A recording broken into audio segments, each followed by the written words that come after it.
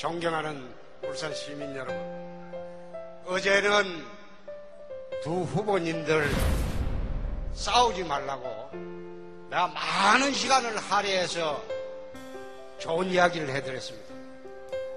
그런데 오늘 와서 보니까 또 직접적으로 싸우지는 않는데 은근슬쩍 또 서로 싸우네요.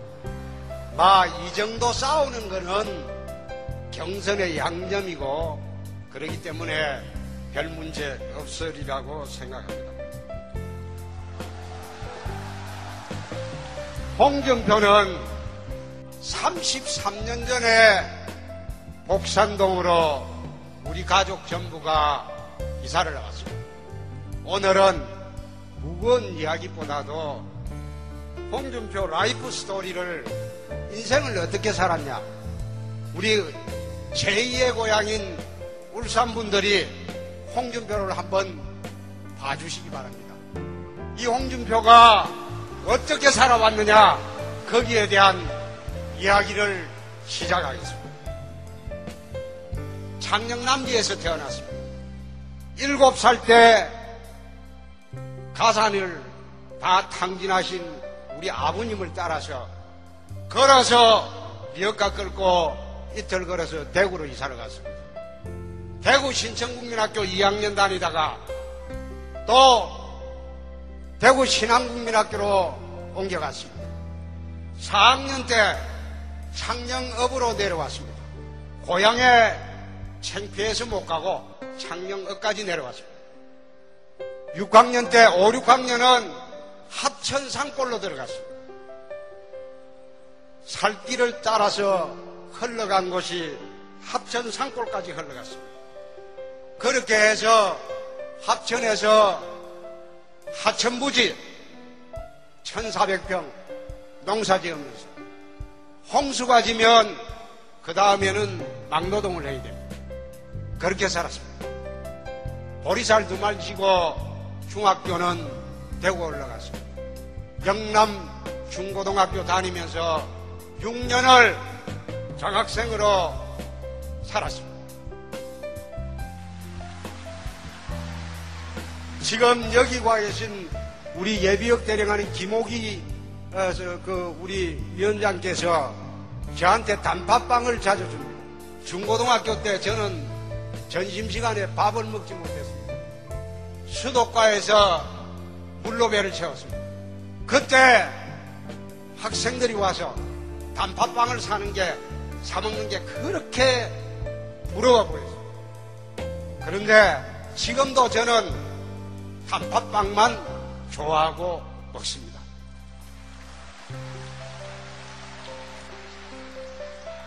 (1974년도에) 울산에 이사를 왔습니다. 복산동으로 이사를 왔습니다. 제가 대학교 재적됐다가 재입학해서 2학년 때입니다. 저는 서울 가서 고학을 했고 저희 어머님, 아버님 그리고 여동생, 누님 2분 합천산골에서 도저히 살 수가 없어서 가지고 있는 가산을 전부 파니까 32만 원 나왔습니다. 그 돈으로 복산동으로 이사를 왔습니다. 복산동 이사 와서 가족들은 전부 생활전선으로 나갔습니다. 우리 아버님은 현대중공업, 그 당시에 답이 없었습니다.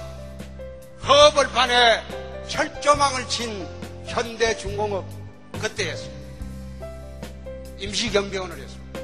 낮에는 경비할 필요가 없고 밤 되면 철판 쪼가리, 그 용접하고 남은 것들 그거 잃어버릴까 싶어서 허벌판에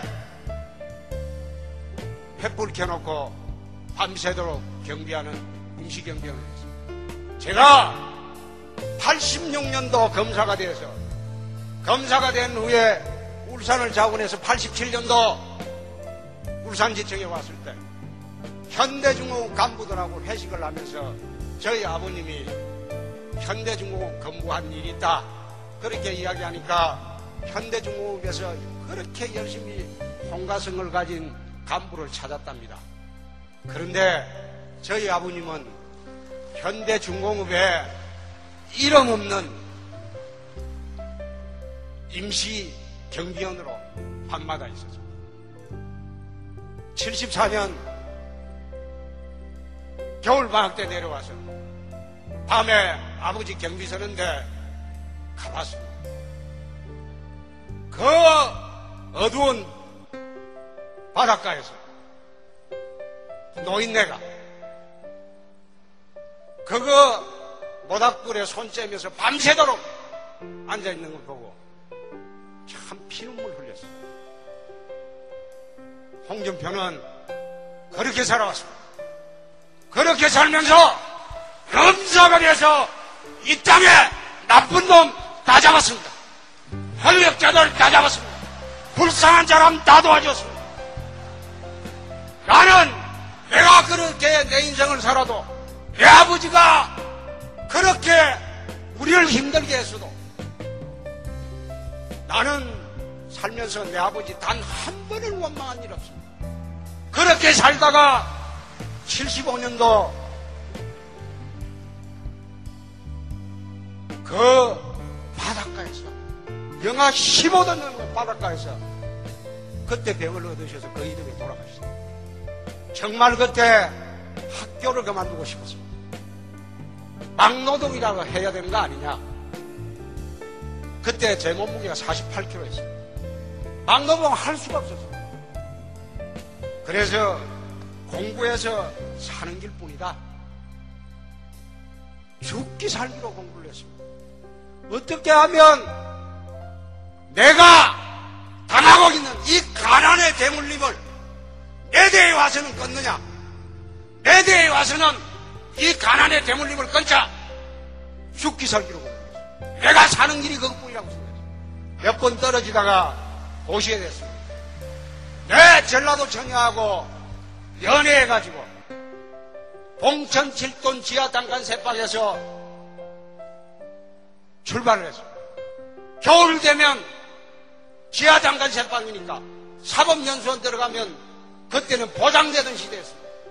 우리 마누라하고 둘이 연탄 불을 떼면 연탄 가스가 올라오기 때문에 냉방에서 생활하면서 인생을 시작했습니다. 그렇게 해서 우리는 살았습니다. 나는 왜 나올 때 홍준표가 서민 대통령을 내 그렇게 했습니다. 밑바닥에서 살았습니다. 찢어지게 가난하게 살았습니다. 밥을 수없이 굶어갔습니다. 내 마누라하고 살면서 내 어제 그런 이야기 했습니다. 내 우리 마누라하고 살면서 약속 2가지 했습니다. 밤 11시까지 들어갈게. 절대 남의 살을 탐하지 않는다. 남의 여자 엿보지 않겠다. 11시까지 들어간다. 그 약속 지금까지 지킵니다. 나는 우리 집 사람이 요즘도 둘이 같이 다닙니다. 분장사를 해야 되는데 분장사 얼굴 이게 화장을 좀 해줘야 됩니다. 분장사 겸 그냥 동료 겸 데리고 이제 8월 19일까지 전국을 다닐 거예요. 홍준표가 서민 대통령을 내건 이유는 검사했기 때문에 귀족 출신 아니냐. 국회의원 3번 했으니까 정말로 저거 귀족 아니냐. 그런 뜻에서 왜 그런 것 아닙니다. 정말로 대한민국 서민들에게 희망을 주고 싶습니다. 이 말을 듣는 홍준표의 이야기 듣는 대한민국 서민의 아들들, 자식들 희망을 갖고 살게 해주고 싶습니다. 현대중공업에 이름 없이 경비원하든 자격지라든 그런 사람의 아들이 검사도 되고 국회의원도 그것도 서울에서 강북에서 그 어렵다는 한나라당 지역에서도 3번이나 국회의원하고 이제 대통령을 하겠다고 뜻을 세워서 나오는 이런 나라가 대한민국이 되어야 하고 이런 사람이 정말로 앞으로 대한민국을 경영해야 되는 나라라고 저는 생각합니다.